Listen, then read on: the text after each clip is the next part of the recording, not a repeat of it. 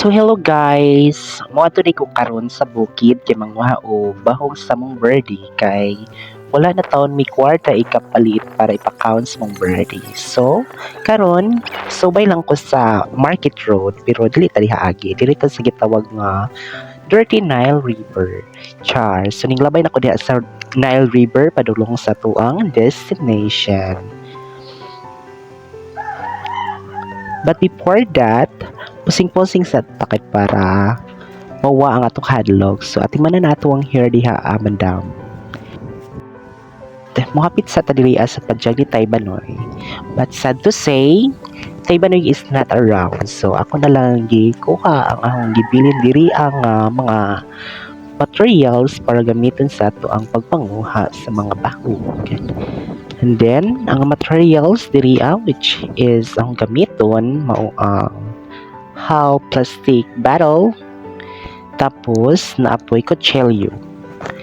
So, samtang lakaw-lakaw, malabay-labay sa mga kahoy o nangita po ta diri og na lubi nga patay. So, samtang galabay-labay nakikita na ta doon diri og lubi nga patay. Mo na siya to anang gi ukit-ukit ang mga panit kay base na diri ang mga batod. So ayan guys, batod diya to ang kuhaon. So sa to say, wa jud ko nakita diha nga area. Pero never give up lang gihapon hangtod sa maka-jackpot taog. O di ba naka-jackpot ko og isa. So muna siya gitawag og batod. O di ba dagko na siya jud guys. Makaon na siya pero dili mi mo kaon or dili ko mo kaninga na kay it seems like bidly. Disgusting. Yeah.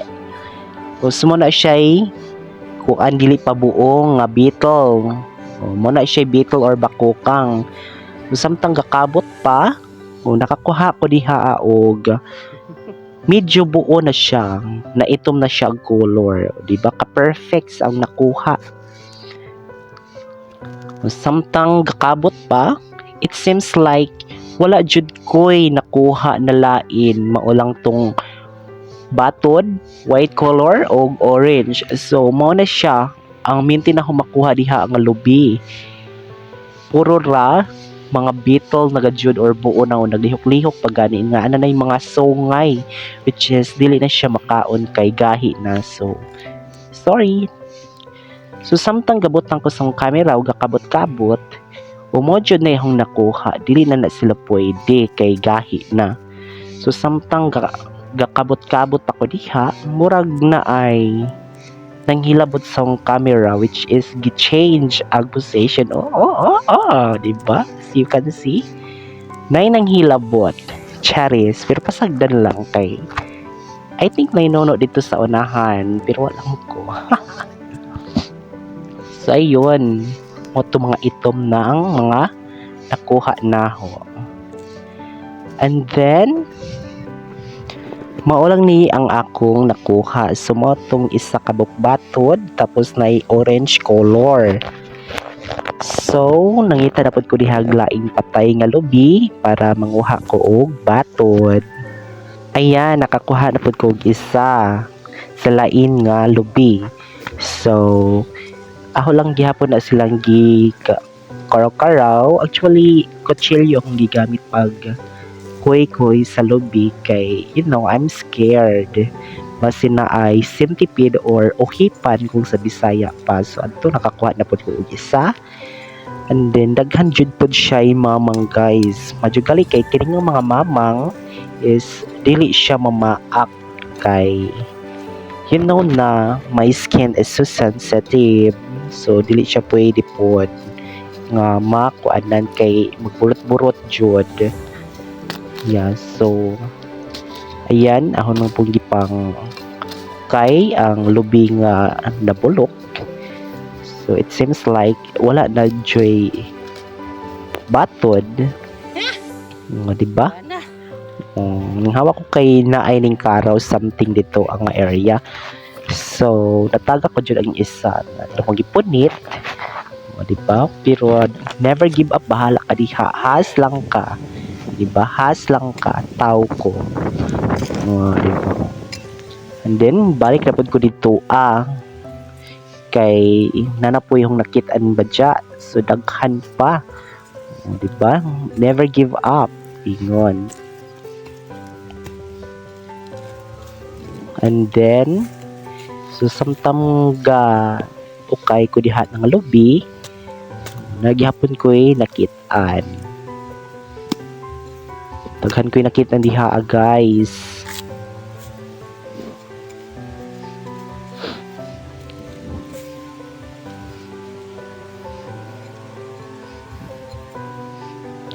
O ayan, di ba? Nay isa ka buok na sub. So dito ako naggadyong gipang lokat ang uban padong dito sa taas. O di ba nanap ko dagko ra ba siya? Lami ingon sa uban lami daw ni siya guys kanon. Nay uban mo kilaw lang gali ingani napoy uban lutuon pero no, I don't like it. Char. Dili jud ko mukaon. Mukuha lang ko pero di ko mukaon. So, di ba? Sumurag wala na jud si Jay sulod nga baton.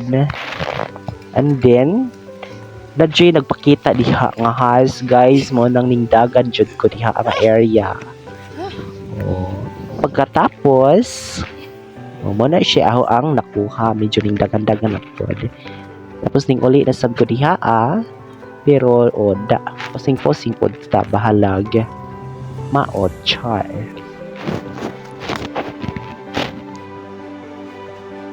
Aho sa di ay gihugasan ang cellophane para dili pod hugaw ang mga batod. Diha lang gihapon sa Nile River char naghugas, so di ba? So mao na sila tanan di guys gaho ang nakuha nga batod. Di ba? As you can see, grabe siya kahugaw. Tungod sa kadtong ilang gikaon nga lawas sa lobby silaw. So mo nang aho silang hugasan guys para mahindo sab. Di ba? Well, actually ako lang nang silang gipangmatang diha sa tubig para dili na ko sige was char. So na sila ang gi-marinate sa tubig para ma-release tanan ilang hugaw. Char. Ma-release. And then tagbutang na ko diha sa akong butanganan nga plastic bottle, you know.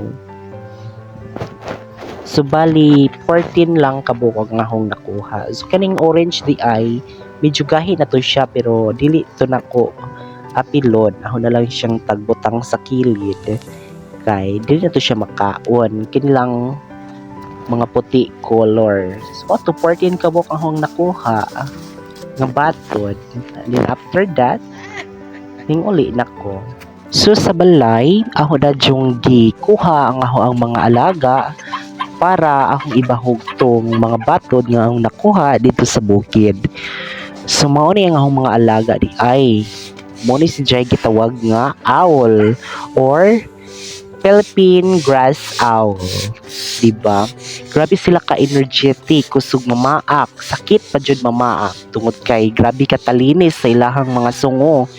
Hapit na gali masamad ako ang kamot pag magbahog ko kay mahadlok man po daw sila mama mubahog ani kay sakit lagi daw mamaak. So ako na lang ang mubahog. So kaning batod guys, ako din siyang kuhaan og olo. Actually wala na ko tagpakita kay basin bawal. Mo to siya. Ako lang siyang kuhaan og olo kay basin mo paak tapos taghinluan sab sa ilaw. Ako pong ipangkuha ang something hugaw datong batod. So akong gibahog dadyon sa mga owl. And then ang isa mo ning dool ni atubang sa camera. So very good. So ang andi ito ani nga owl kaning ning atubang sa camera is morning gate ngala na mo og Darrell. Kay mao man ni siya ang badge nga owl. Based sa akong research, ang dagko nga owl or Philippine grass owl is mao siya ang badge. Tapos ang Gagmay is mao ang laki. So kaning nagatubang sa camera mao ni ang Badji. Tapos ang kadtong sa ijang likod mao to ang laki nga ginganlan namo og Jello.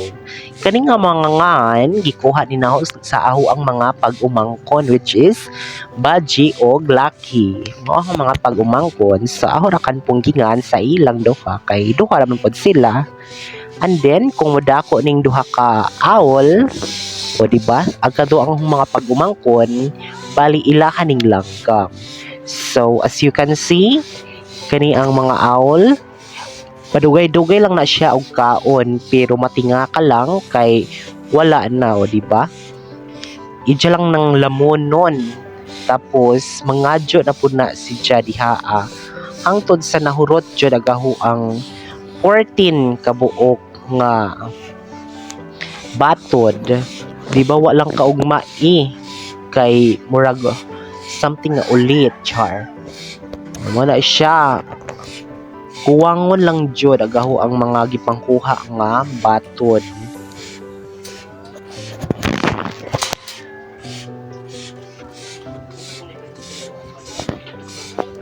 So as you can see na yung manghod ning abot. Tapos napoy mga tao diha sa gawas ning tan-aw kung unsaon na pagbahog nang maritis pud sila kay panagsa lang daw ning owl pero I think it's not kay daghan jud siya. Daghay owl sa amoa, daghan poy mga tarsier. So dili lang sa Bohol ho, naapod sa amo ang bukid. Oo.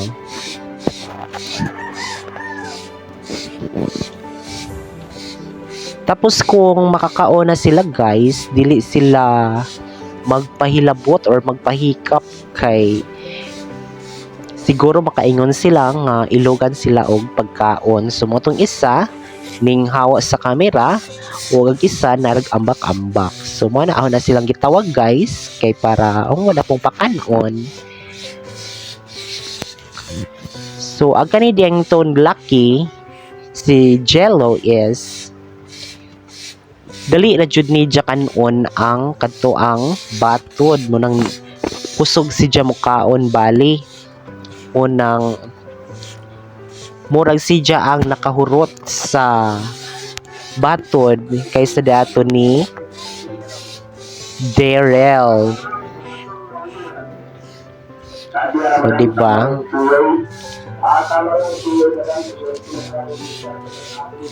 Tapos pag mahurot na mamaak-paak si Diyos sa ahong kamot which is grabe jud ka sakit. Tapos pag mahuman na si Diyos pakpaak agaho pong kamot manghubag pod siya kay lagi what I've said nga sensitive akong panit. So mao to siya guys. So dingdol na pod ag Badji kay nangadyo na pod sa ako og batod and then muna siya dili siya magpa hiccup kay ng lagig ilogan. So imbis kay sa Badji na ihatag ang laki pod na arapod si Jaog sorry bisag wa pa kaon nag ijahang bahog mo to pag hungit na sa langgam grabe jud ka sakit sa kamot kay grabe ka kalinis. So muna siya nang dool jud siya sa kamera nakaon-kaon sa batod and then wala na ko kabalong ijahan na di ang gipaw. So si Jara ang nagpang wala na ko kabalo. So morto bye bye and God bless.